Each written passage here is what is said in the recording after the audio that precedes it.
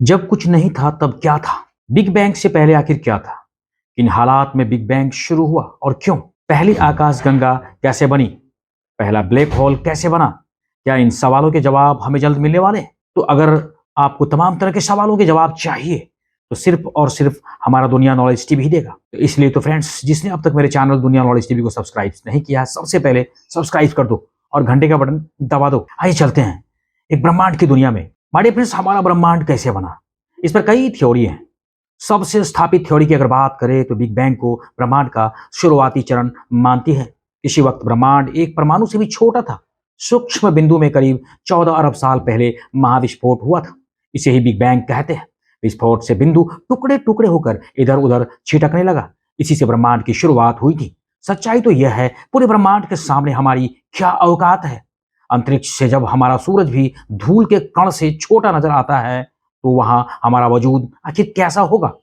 हमारे चारों तरफ पृथ्वी की तरह करीब 5000 ग्रह मौजूद होते हैं। कहीं ना कहीं जिंदगी तो जरूर होगी। जरूरी नहीं यह जिंदगी हमारी ही तरह हो। वहां बहुत ही प्राथमिक स्तर का जीवन प्राणी भी हो सकता है। मछली के जैसा प्राणी हो या हमसे भी उन्नत प्राणी।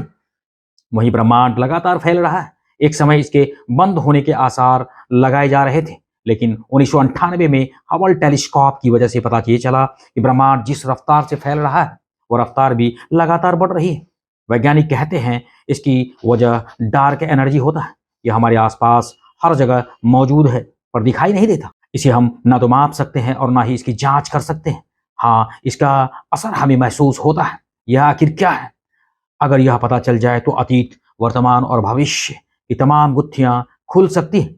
आखिर में इस ब्रह्मांड का क्या होगा? यह इस बात पर तय होगा कि डार्क एनर्जी असल में आखिर होता क्या है। इसी तरह हमें डार्क मैटर का पता है, यह ग्रेविटी पैदा करता है, पर यह जानकारी नहीं कि डार्क मैटर आखिर बना किससे है। यह भी दिलचस्प बात है माय डियर फ्रेंड्स। यह ब्रह्मांड जितना हमें दिखता है ना, वो समूचे ब्रह्मांड का सिर्फ 5% हिस्सा ही है।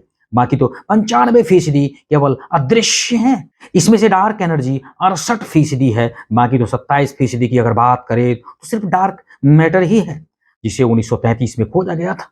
यह अणु परमाणु से ना बनकर ऐसे जटिल और अनोखी कणों से बना हुआ है जिनके बारे में हमें अभी तक नहीं पता चला।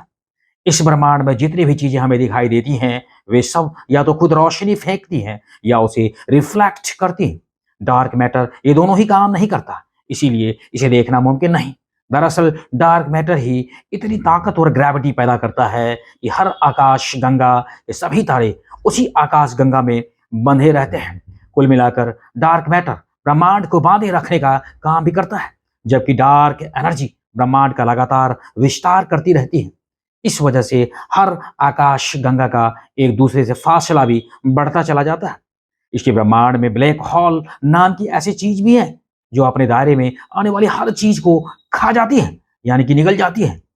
ऐसा उसकी ग्रेविटी के जबरदस्त खिंचाव के कारण होता है। इस पर फिजिक्स के नियम लागू नहीं होते। ब्लैक होल के बाहरी हिस्से को इवेंट हराइजन कहते हैं। ब्लैक होल की खोज 1964 ईस्वी में हुई थी। इसे हम अंतरिक्ष में बनी गहरी खाई भी कह सकते हैं, जैसे चादर में छेद, जैसे मौत का कुआं, जैसे कुप्पी की बनावट, जैसे पानी से भरी बाल्टी में हाथों से घुमाकर बनाया गया एक भंवर हो। पूरे ब्रह्मांड में अलग अलग आकार के ढेरों ब्लैक होल होते हैं, पर हमारे सौर मंडल में कोई ब्लैक होल नहीं है। हाँ, हमारी आकाश गंगा के बीचों बीच एक विराट ब्लैक होल होता है जो हमारे सूरज से करीब 1 करोड़ गुना बड़ा होता है। ब्लैक होल कैसे बना? माय डियर फ्रेंड्स, इस बारे में 2 थ्योरी होता है। एक यह है कि जब कोई विशाल तारा खत्म होने को होता है तो वह अपने अंदर ही सिमटने लगता है। कुछ वक्त बाद वह ब्लैक होल बन जाता है। दूसरी थ्योरी की अगर बात करें यह कि ब्लैक होल बिग बैंग के बाद बना पहला आकाशीय पिंड होता है। सबसे पहले ब्लैक होल बना। ब्लैक होल से ही विभिन्न तारे बनते हैं, तारों से ग्रह बनते हैं और फिर उपग्रह आदि। ब्लैक होल में गिरने के बाद चीजें आखिर कहां जाती हैं, इसका अभी तक कोई पता नहीं चल पाया है। माय डियर फ्रेंड्स, वजह यह है कि ब्लैक होल रोशनी को अपने अंदर जज्ब कर लेता है, रिफ्लेक्ट नहीं करता।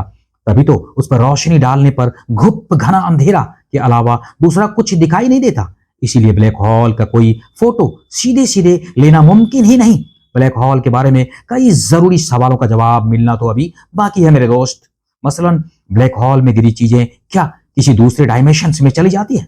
माय डियर फ्रेंड्स, क्या ब्लैक होल दूसरे डायमेंशंस में जाने का दरवाजा भी है? क्या कहीं इसे नरक का दरवाजा तो नहीं कहते? क्या कहीं इसे स्वर्ग का दरवाजा तो नहीं कहते? कहीं हम किसी दूसरी दुनिया में तो नहीं, किसी दूसरे ब्रह्मांड में तो नहीं पहुंच जाएंगे? जैसे ब्लैक होल है वैसे ही क्या व्हाइट होल भी अंतरिक्ष में होता होगा? पता नहीं क्या है। बिग बैंग से पहले आखिर क्या था? इन हालात में बिग बैंग शुरू हुआ और क्यों? पहली आकाशगंगा आखिर कैसे बनी? पहला ब्लैक होल आखिर कैसे बना? इन तमाम तरह के सवाल 20 बरस में मिलने की उम्मीद है। कई लोगों को यह गलतफहमी भी है कि ब्रह्मांड का कोई केंद्र ही नहीं। कैसा बेतुकीनी सवाल है। आजकल समानांतर ब्रह्मांड की भी बात हो रही है। इसमें माना जाता है कि हमारे ब्रह्मांड में जो कुछ भी है उसका प्रतिरूप समानांतर ब्रह्मांड में मौजूद है। हमारी जिंदगी में जो कुछ भी घट सकता है वह सब दूसरे ब्रह्मांडों में भी घटित हो रहा है। क्या इसका मतलब यह है अगर हम हैं तो हमारा भी कोई वजूद किसी दूसरे ब्रह्मांड में हो सकता है? हालांकि अभी तक यह आइडिया है और इसे साबित नहीं किया जा सकता है। ऐसे सवालों के जवाब पाने के लिए स्विट्जरलैंड के सर्न लैब में इन दिनों कई प्रयोग हो रहे हैं। दुनिया की यह सबसे बड़ी लैब फ्रांस स्विट्जरलैंड सीमा पर 27 किलोमीटर लंबी सुरंग में बनी हुई है। यहाँ अरबों डॉलर का खर्चा करके लॉर्ड हैड्रॉन कोलाइडर नाम की महामशीन लगाई गई है। इसकी मदद से यह पता लगाया जाएगा कि ब्रह्मांड किन हालात में बना था।